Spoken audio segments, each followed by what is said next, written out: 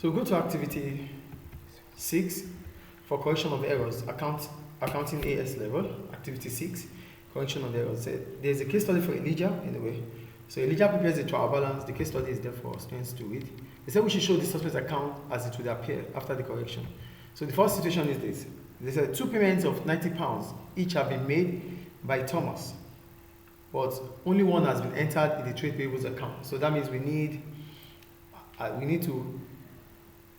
to have been made Thomas by, okay, we need to debit Thomas' account now for £90, and we have to credit our own account.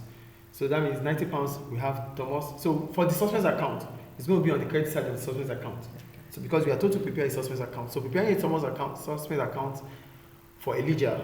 So the suspect's account will contain a credit entry for Thomas, who is a trade payable, for £90. Then they said an invoice of 98 has been entered correctly in the revenue table, but the entry to Smith trade table is shown as 89. So there's a difference there of 98 minus 89, that's 9. So we have to credit Smith for £9, which is on the credit side of the suspect's account. Then they said a payment of £14 to Vachi has been entered in the cash book, but no double entry has been made. Here, Elijah might have forgotten this because it was a cash payment. So it might make him or her forget about recording it in the individual account. So that means we have Vachi's account in the suspect's account, which will going to be a credit entry for £14. Then they said, at the beginning of the case study, they said Elijah prepares a trial balance on 30th of June 2019. As it does not balance, he opens a suspect's account with a credit balance of £101. So that means our balance brought down on the credit side of the suspect's account will be 101. So then we have a return inward day book has been overcasted by £200. So there's an overcast on the return day book. So we have to debit our suspect's account for that amount of £200.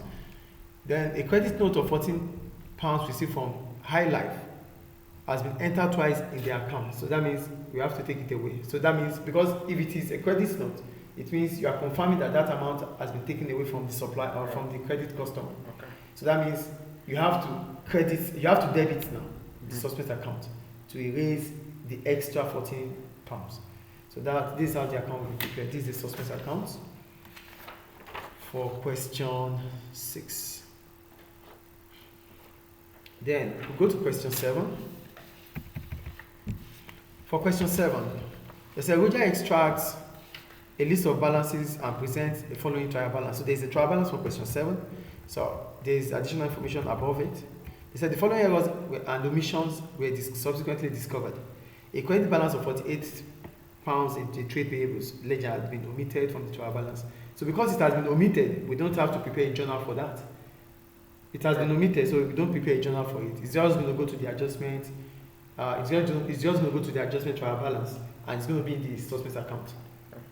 We won't prepare a journal for that because it's an error of omission. Okay. Clear, right?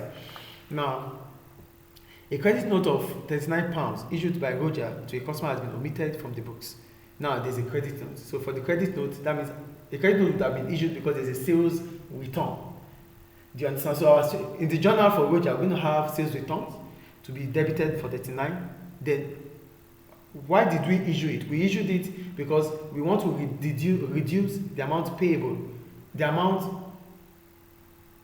the debtor is owing us. So the amount being owed has been deducted. That's why we are issuing a credit note. So you have to deduct that amount from the invoice. That's the reason for a credit note. Okay. So that means you credit the trade receivable account with 39. Okay. Then on the third transaction now, we have sales invoice for £450 entered in the revenue day book had not been entered to a customer personal account. So we have to debit trade receivable account and credit suspect account because it's in the suspect already. So trade receivable account will have the 450. That's the individual account which has not been debited. So now we debit it. Then suspect account will have a credit entry for 450. So we are taking those amounts from the suspect account. Then we go on. They said the purchase of shop fitting totaling 1,320 had been debited to purchase it.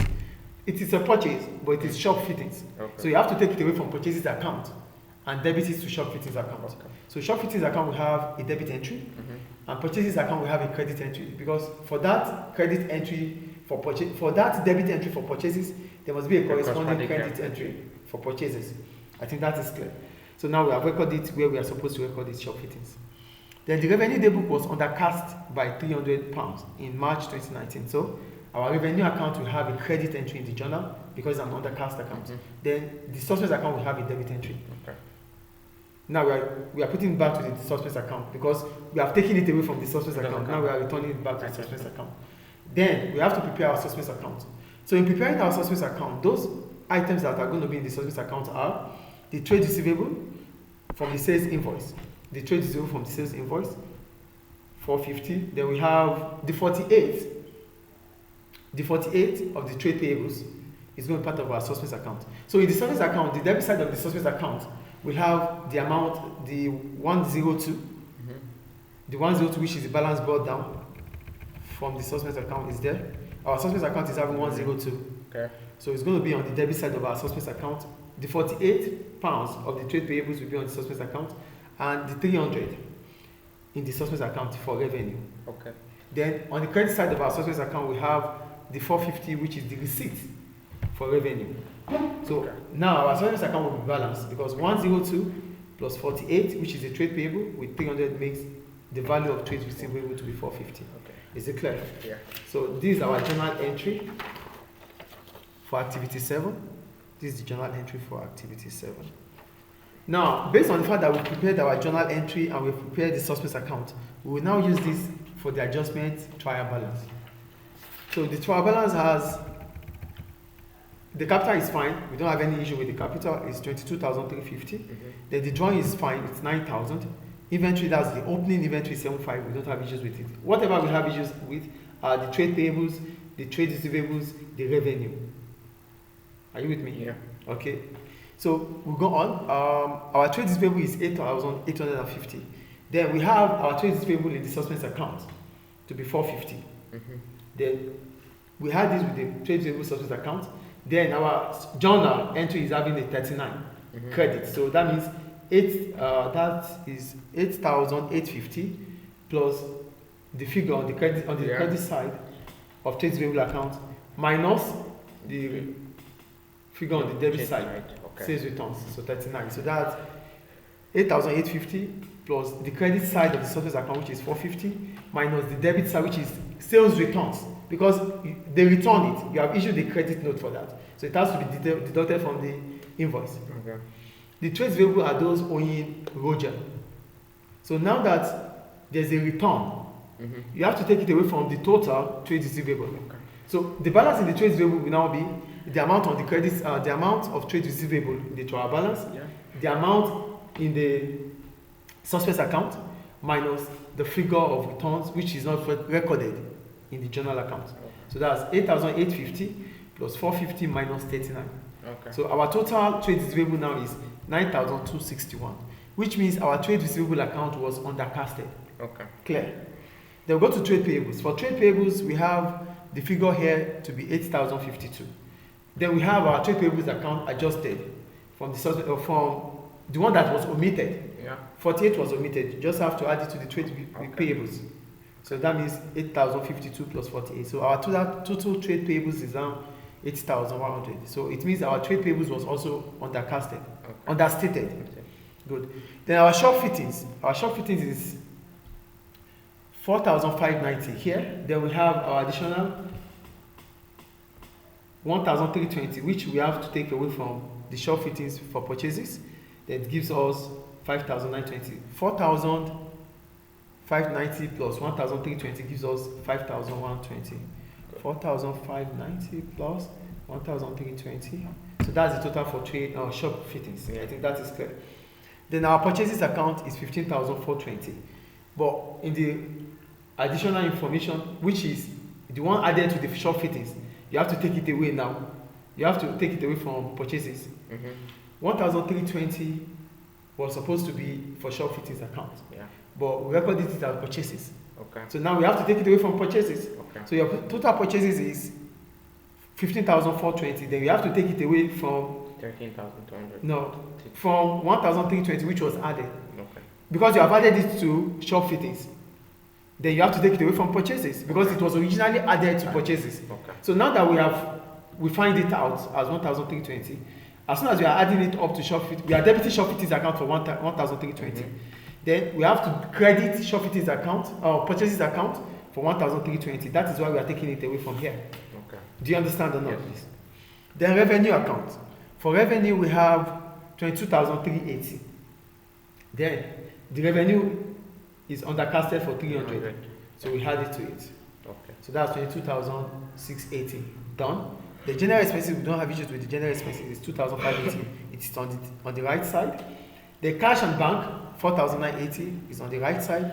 Then return outward, which is 39. Return outward. Sales returns is 39. Trade delivery, yeah, that's And it. we have returns. No, what? Yeah, our return. Yeah, our return is there. Return outward, which is 120 done. Then our suspense account, which is 102, is over because we already find it here in the suspense account. So the total of the debit side on the trial balance is 9,000 for drawings, 7,500 for inventory, 9,261, which is adjusted trade receivable, 5,910, which is adjusted fittings, purchases, which is adjusted, 14,100, revenue, okay, it's on the credit side, general expenses, 2,580, cash and bank, 4,980, returns 39. So the total on the debit side of our adjusted trial balance for Roja is 53,370. And on the credit side, we have capital, which is 22,350. We have our trade payables, which is 8,100 adjusted. We have purchases, revenue, which is adjusted. And that's all. So the total of the credit side and debit side now balances.